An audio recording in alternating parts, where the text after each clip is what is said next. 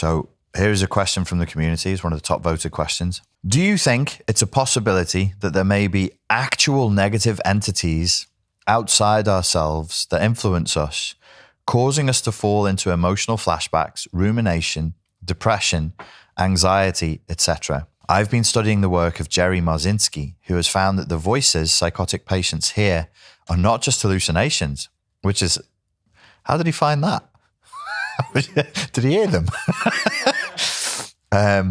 Which is fascinating and very compelling. I know you've had personal experience yourself with this, Richard, or I wouldn't ask. Thanks. It's interesting that you asked this question now. Yesterday, as I was driving through Bebington, not because I wanted to, but because I live there and I'm from there and my family are from there. I was having a think about Jung and how at certain points in his life, he started to talk about actual external entities that were demonic or angelic beyond a Western psychological model of what we would normally say, not archetypes, not manifestations of the unconscious, but actual demonic entities or actual angelic entities. And I was having a think about this, and I was like, without wanting to be facetious, from a certain point of view, it actually doesn't matter, because if that is your experience, that is your experience. And I don't know what's external. I don't know that your name is Beauty Way Tarot. I don't know that you're external to me. I can't know that you're external to me. I could be, if this was a film, I could be in a coma somewhere, and they're just keeping my brain alive by making me live a weird, intricate, nuanced virtual reality simulation that keeps us the synapse, that keeps us, speak English here, keeps us for the precious, keeps us my synapses going whilst they're waiting for medical technology to advance enough to actually fix the brain damage that I got in the car accident in 100 years in the future. I don't know what's external and what's internal. You don't know either. None of us can really know, because the amount of input I'm getting is kind of limited from the external environment. And it's also being distorted, deleted, and generalized by my ego, by my preferences, by my physiological state that I'm in. So then at another level, if I'm being philosophical, I would say, is it useful for me to believe that they're external entities or not? And what are the consequences of the external entities if I do believe that? In A Cult of One, which is my book, I told the story of going to Malaysia, of saying that I'd been told that I'd been cursed with Bomo magic, which is Malaysian magic, and going to Malaysia to find a Sufi shaman to undo the Bomo magic, which then led to a series of experiences that were very far outside of my normal subjective experience. So, but there's bits of the story that I didn't tell for brevity's sake, and bits that got edited. So for those of you who haven't read the book, I met a Malaysian Sufi shaman. I told him the Bomo magic spell that had been done to me, and he agreed with me. And then he tested me by having me shoot a bow and arrow and took me on as a student. And then he said, when I take you on as a student, I can help you. I will pray for you. We'll lift the magic spell that's been done to you, but in return, you have to promise to fight the demons of the apocalypse. Now, as far as I know, all of that is real, and all of that really happened. As far as I can know, that I'm in this room and there's a camera in front of me and there's a light there and I have like a navy blue. I know it the same way I know that. Is it possible that this is all a simulation? Yes, but beyond that, I know that. What happened next, I don't know. Because then he said, I am going to start teaching you in your dreams. And that night, he started teaching me in my dreams. And everything that he said he would do, he did.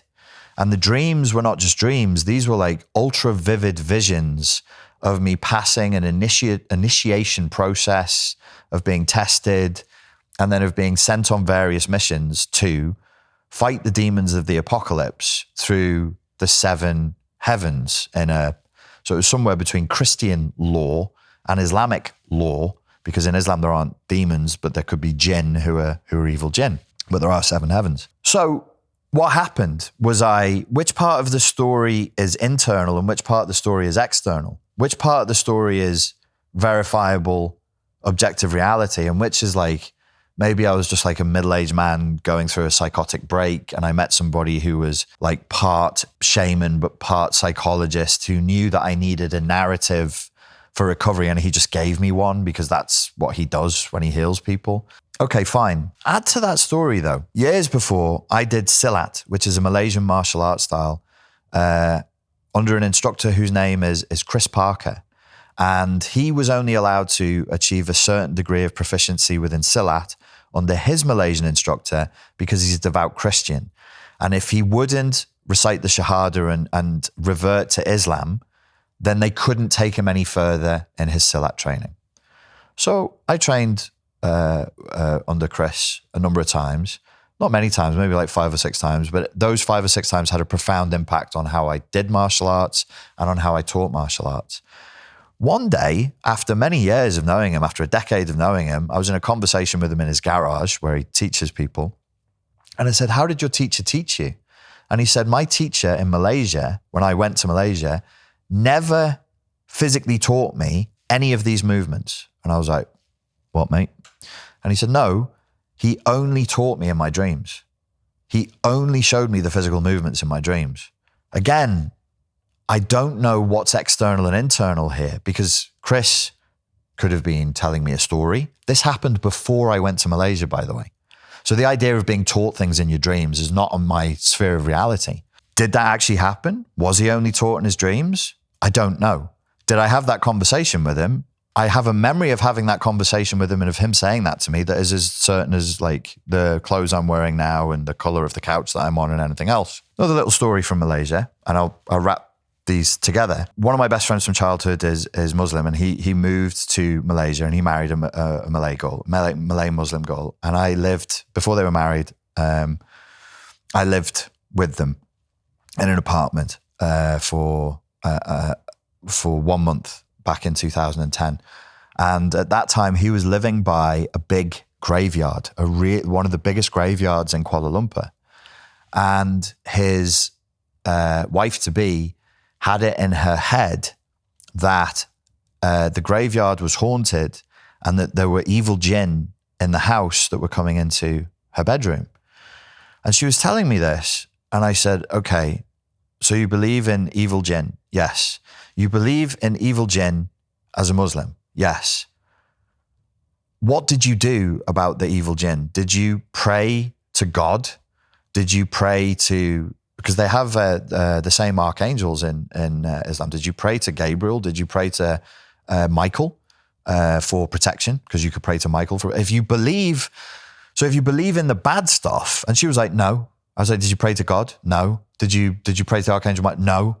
And I was like, well, okay, maybe I'm being an idiot here, but like, you're telling me that you believe there are evil spirits in your room that have come from the graveyard outside. So you believe enough, you're invested enough in this map of reality to believe this, the bad stuff, but then you don't pray for protection. Again, what's inside and what's outside and what are the stories we're living by?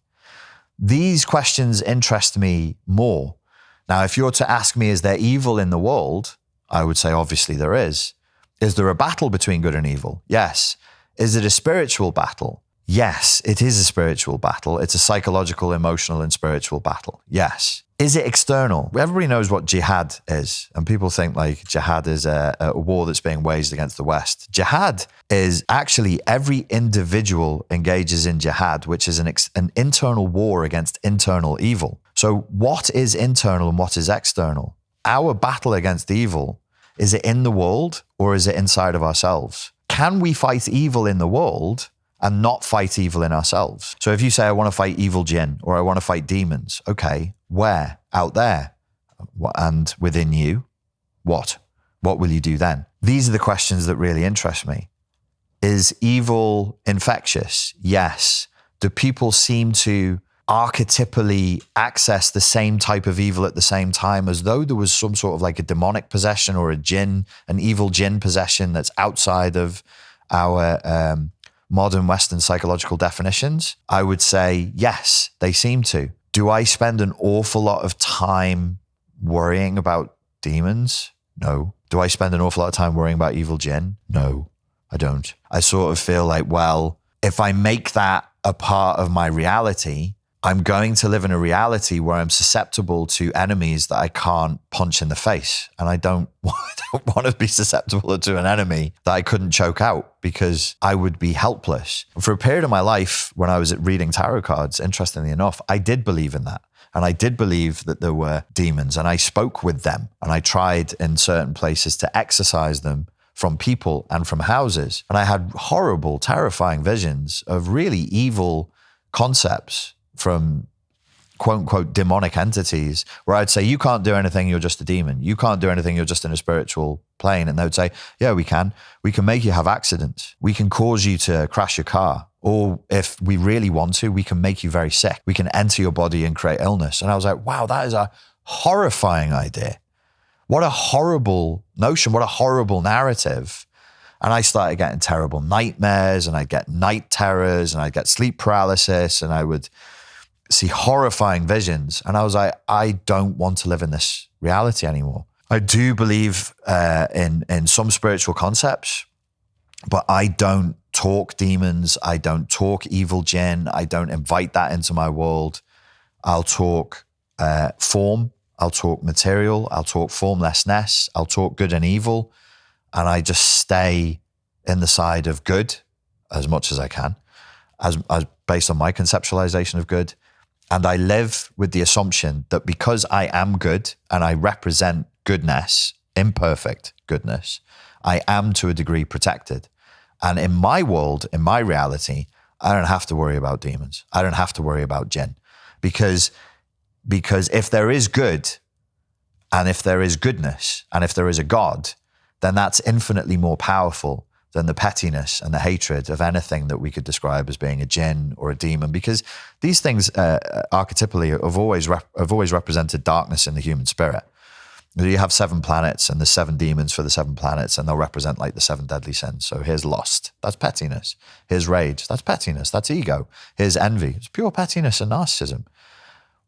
I'm bigger than that in my world. I'm bigger than that. My side's bigger than that. Our people are stronger than that. We don't have to worry about that. That's all darkness and pettiness and smallness.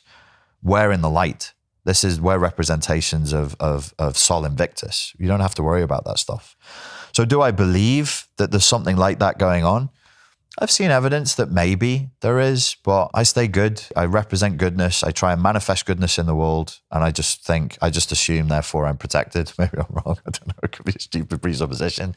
And I don't worry about it. I really don't worry about it. And I don't recommend anybody enter a world where they create and focus on external, non-visible, but supernatural and super powerful evil entities. I just think that you're inviting trouble if you do that. Trust in God.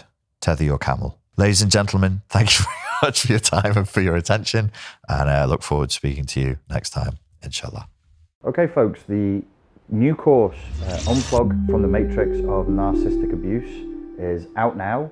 And if you're interested in finding out more about that, please click the link below.